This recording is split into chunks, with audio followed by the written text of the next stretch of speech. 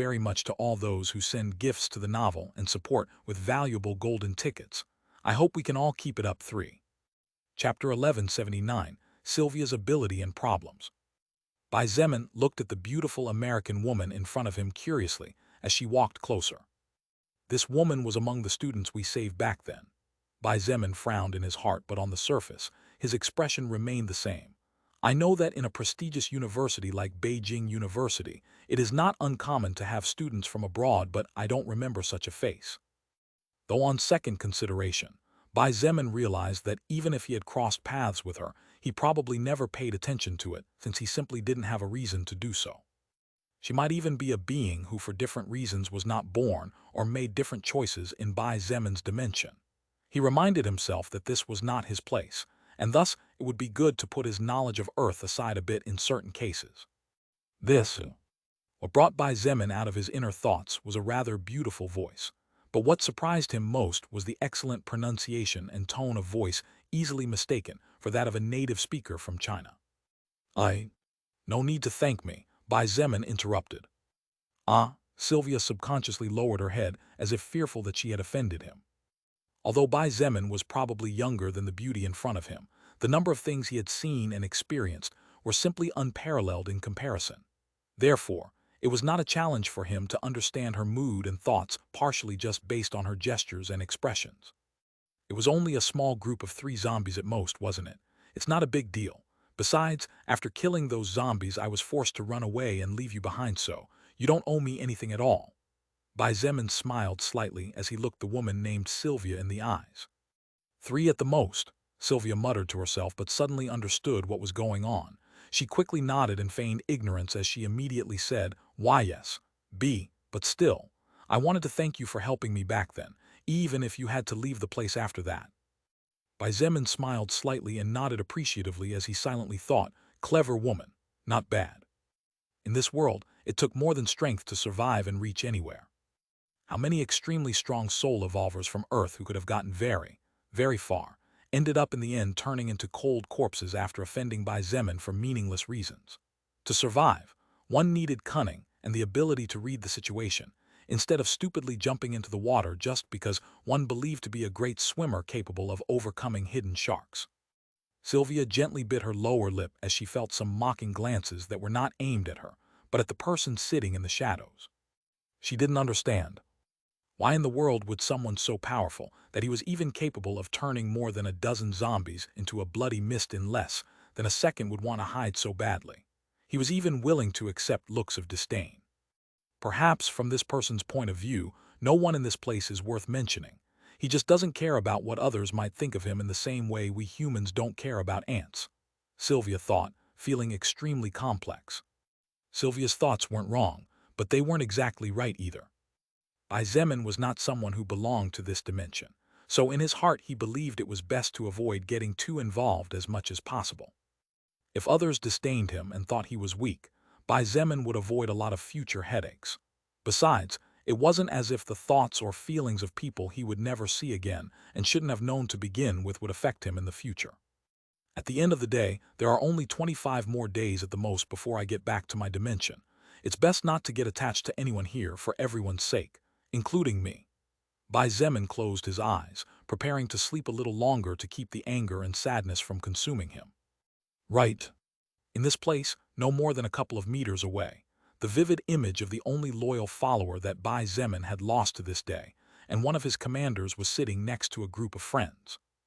Even if that was not the Zhangde that Bai Zemin was familiar with, it was not easy to look him in the face, so he decided to close his eyes to escape. Meanwhile, Liang Peng grimaced as he looked at Bai Zemin before muttering under his breath. That guy said his name was Zun Tian, more like Zun Wugui. Ha, that's a good one. Bai Zemin couldn't help but spit out what he was eating while laughing out loud.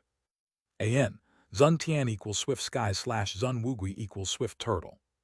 A turtle that runs fast, as expected from someone who didn't finish first-year high school. A cold voice sounded from behind the duo, sending chills down their spines. Liang Peng turned around with a frown and an unpleasant expression as he glared at Shangyuan Bingzu angrily. You. At least try your best not to show your ignorance. She looked at him with icy calm before looking at Bai Zemin out of the corner of her eye and saying indifferently, some people are lucky to be good at sports. Were it not for the fact that some top universities have programs and scholarships for such individuals, I'm afraid they would only be able to settle for third-rate or second-class universities at best. Bai Zemin's expression changed, and in a rather unpleasant voice, he growled, Xuanyuan Bingzu, you want to antagonize with us who have shared so many battlefields with you just because of a newcomer who doesn't even dare to fight. Antagonize you? Don't be confused, I don't think of you as my allies. Shangyuan Bingzu snorted. All of us here are moving as a group because none of us have the strength to survive on our own. We are nothing but a group of people stuck together out of sheer convenience. Am I not right? I wonder who will be the first to run the moment things turn bad, deserting their alleged allies. Under the duo's gaze, she took a few steps away before stopping and saying without looking back, oh, that's right. Tomorrow morning we'll go to the campus pharmacy to get all the medicine we can before anyone else does. It will be troublesome if any of us get sick in the same way that it will be troublesome to have to protect people even weaker than they already are. After she got far enough away, Liang Peng spat on the ground before cursing under his breath, you arrogant little fucking bitch. Bai Zemin glanced at him with cold eyes as he calmly said, do you dare to say that to her face? Liang Peng simply snorted before walking away to one end of the gymnasium to rest. Shangyuan Bingzu returned to her position and sighed in her heart, not realizing that her only friend in this place was watching her with alarm. On the other hand, Bai Zemin secretly chuckled in his heart. It seems that the Bingzu of this dimension is considerably stronger than everyone else here. Not bad, my mighty second in command. On the morning of the 6th day, all the students were very nervous as they whispered to each other, so the atmosphere inside the gymnasium was not particularly enjoyable even compared to other days. Hey, do you think it will be all right? What are you talking about? They will naturally be all right. They are the strongest after all. If something bad happens to them, then we. Chinzia, don't you dare say that even as a joke. I am sorry. Sitting in a corner, Bai Zemin kept his eyes closed as he listened to the different conversations, unperturbed. At this point, everyone was ignoring him. Or maybe it would be more correct to say that after 2 days of not moving at all, everyone forgot about his existence, and some even suspected that he was already dead from not eating and weakening in the cold nights. Weird.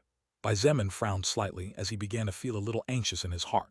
In this dimension, the gymnasium and campus pharmacy weren't built that far away. They should have gotten there in only 10 minutes considering their movement speed, and if we add an additional of 20 to 30 minutes to loot the place, it would give around 50 minutes or 1 hour at worst for their return.